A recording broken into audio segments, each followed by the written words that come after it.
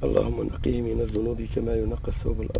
group of men say prayers over the graves of two friends in the rural town of Cedouikech. They died together when the boat they hoped would help them escape to Europe overturned and sank during a collision with a Tunisian patrol boat. He says they grew up together, they went to school together, and they played soccer together. He says, I saw my brother's body and I feel pain, but I believe those who are still missing loved ones feel more pain. Walid is among those still missing. He's a hotel chef and is due to be married in Cedouikech in July. His family have travelled from France to search for him. They say he wasn't an economic migrant. He just wanted to visit his family in France, but had been denied a visa 3 times. He says, my son is a good boy. He's not a troublemaker. He lives alone in Cedouikech while the rest of the family lives in France. I want to know if my son is alive or dead.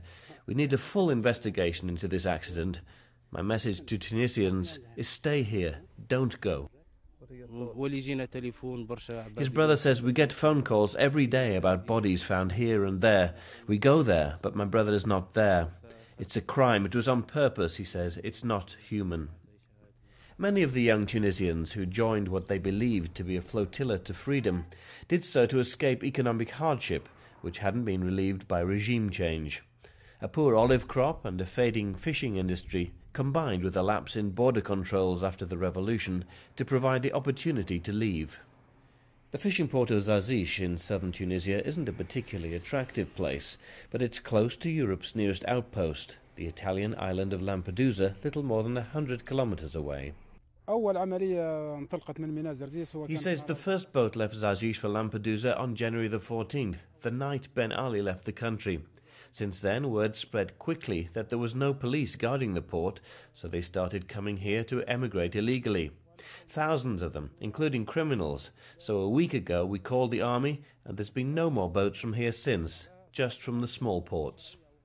It was from such a small port that the ill-fated voyage began, which ended in disaster for the group from Cedouikech. A degree in electrical engineering was of little help to Wasim in getting work in the area, so he and his cousin took to the sea with more than 100 others. It was a journey he'll never forget.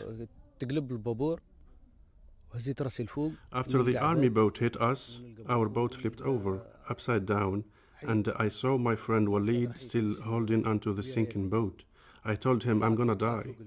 I asked him to leave the boat, but it went upside down. Everybody who held onto the boat is missing or drowned. My cousin and I got a small piece of food, which helped us get to the army boat 700 meters away. The water was so cold, I don't know how we made it. He claims at least 25 migrants drowned. The government says all but 5 survived and blames the captain of the boat for the collision with the Coast Guard vessel.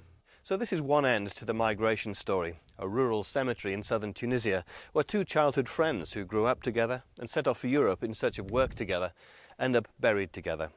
2 other young men from the village are still missing, a tragic end to a journey which began in such hope. Neil Curry, CNN, Cedouikech, Tunisia.